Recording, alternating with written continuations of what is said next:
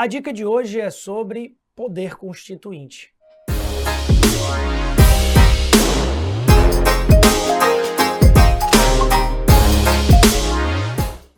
O poder constituinte, meus amigos, ele pode ser classificado pela nossa doutrina constitucionalista enquanto poder constituinte originário e poder constituinte derivado. Quando a gente pensa em poder constituinte originário, é aquele poder de instaurar uma nova ordem jurídica, de criar uma nova Constituição. Por isso se diz que esse é poder, ou esse era o poder, do tipo inicial. Ele inaugura, ele inicia um novo regime jurídico constitucional. E aí, dentro dessa lógica, a gente também tem algumas características desse poder constituinte originário. Ele é do tipo inicial e ele é do tipo político. O que é isso, professor? Poder político é aquele que não emana de uma ordem jurídica anterior, de uma ordem jurídica constitucional anterior. Esse poder é político, então vem dos anseios de uma vontade política, seja essa vontade expressada pela participação popular, seja muitas vezes expressada através de um poder concentrado na mão de uma figura ou de poucas figuras, quando nós temos aí regimes concentrados, regimes totalitários, ou através de um regime que vem sob valores de democracia, regime popular. A nossa Constituição de 88, ao ser promulgada, ela instaurou uma nova ordem jurídica constitucional. A Ordem Jurídica Constitucional Brasileira de 1988, inspirada sob valores de democracia, inspirada sob valores de um regime de participação popular em certos momentos, um regime aí que nós temos dentro dessas características. A sua formação, a Carta Constitucional, é formada através de uma Assembleia Nacional Constituinte, com a participação do povo. Então, dentro desse conceito, poder constituinte originário, ele é um poder político, não é um poder jurídico, não depende de uma ordem jurídica anterior. A Constituição de 88, ao ser inaugurada, não dependeu de uma condicionante jurídica, de uma ordem jurídica constitucional anterior. É um exemplo, tá? E ele é um poder do tipo inicial, porque ele vai inaugurar um novo regime jurídico. Ainda dentro dessa ideia, a doutrina vai nos dizer que ele é um poder incondicionado. Ele não está condicionado a procedimentos e formas estabelecidos em uma ordem anterior. A Constituição, por exemplo, de 67, com uma aí de 69, com a emenda constitucional, ela não estabeleceu condicionantes para a formação de uma nova Carta Constitucional.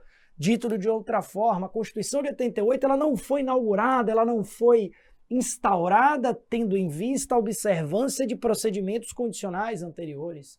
É um poder do tipo incondicionado. Ele é também um poder do tipo permanente, e aí a nossa melhor doutrina vai nos dizer, olha, a Carta Constitucional, o poder constituinte originário, ao estabelecer uma nova ordem jurídica, ele é do tipo permanente.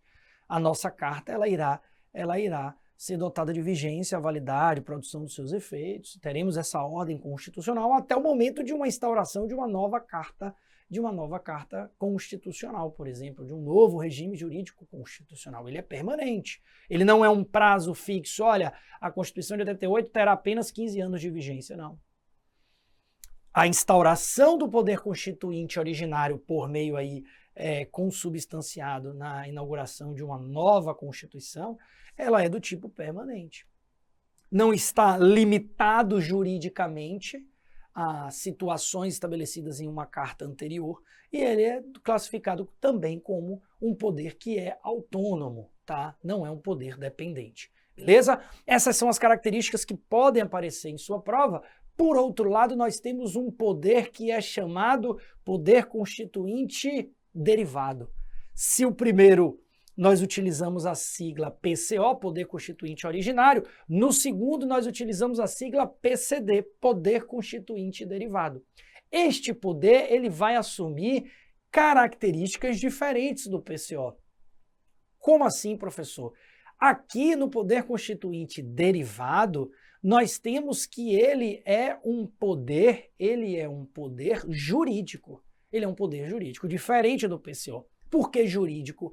Porque ele está amparado no próprio regime jurídico constitucional. Exemplo, o poder constituinte derivado de reforma da Constituição. Nós temos um artigo 60 na nossa Carta Política que traz a previsão de uma proposta emenda constitucional, artigo 60. E aí vai estabelecer procedimentos, formas, condicionantes, legitimados, limitações materiais, implícitas, etc, etc. Então ele é um poder jurídico, ele é um poder derivado que deriva de um outro poder. O poder de reforma da Constituição deriva da própria Carta Constitucional, da previsão constitucional de 88 de se permitir a alteração, a reforma do texto constitucional. Ele também é um poder, olha só, limitado. Como assim, professor? Ele é um poder limitado, subordinado, condicionado. Ele está limitado a procedimentos, formas, valores materiais, circunstanciais, que vão delimitar a possibilidade de reforma da Constituição. A nossa Constituição de 88 estabeleceu quais são os limites materiais. Certos temas não podem ser objeto de uma emenda constitucional que venha abolir esses temas. Direitos e garantias individuais, forma federativa do Estado, tá? E aí, quando eu falo direitos e garantias individuais, as famosas cláusulas pétreas, tá bom? Voto direto, secreto, universal e periódico. Então, nós temos limitações aqui materiais, artigo 60, parágrafo 4º. São limites ao poder de reformar a Constituição. Nós temos também limitações circunstanciais. São os limites, por exemplo, a momentos de se reformar a Constituição. Tá bom? Limites temporais, digamos assim, circunstanciais de reforma do texto constitucional. Assim como nós temos também condicionantes no artigo 60 para o poder de reforma, que diz respeito aí aos legitimados, tá? Ao processo de votação e aprovação de uma emenda constitucional, 2 turnos em cada uma das casas do Congresso Nacional, mediante a aprovação de 3/5 dos votos dos seus respectivos membros. Então, essa é a ideia quando a gente pensa em poder constituinte derivado. Tecnicamente, o poder constituinte derivado ele pode se subdividir em poder constituinte derivado reformador, e aí nós fechamos toda essa informação e entendimento que eu apresentei agora. Tudo que eu abordei com vocês traz características de um poder constituinte derivado reformador, de mudança do texto constitucional. Mas a gente pode ter também um poder constituinte derivado decorrente. Esse poder constituinte derivado decorrente, ele é o poder conferido aos estados para que os estados-membros possam elaborar as suas constituições a nível estadual. Então nós temos as constituições estaduais no nosso modelo federativo, Constituição do Estado da Bahia, Constituição do Estado de São Paulo, Constituição do Estado de Minas Gerais, fruto do poder constituinte derivado decorrente. Este poder derivado decorrente confere aos estados o poder de elaboração das suas constituições a nível estadual, mas ele também segue valores principiológicos importantíssimos, como o chamado princípio da simetria. Certas normas na Constituição são de reprodução obrigatória. A Constituição Federal precisa ser um espelho importantíssimo para que as constituições estaduais possam se guiar. Não quer dizer que a Constituição Estadual seja uma cópia literal da Constituição Federal. Não é essa a ideia, porque se assim fosse, não faria sentido ter constituições a nível estadual. As constituições estaduais trarão características e especificidades a nível local, mas certas normas são ditas de reprodução obrigatória, são importantes no processo de formação.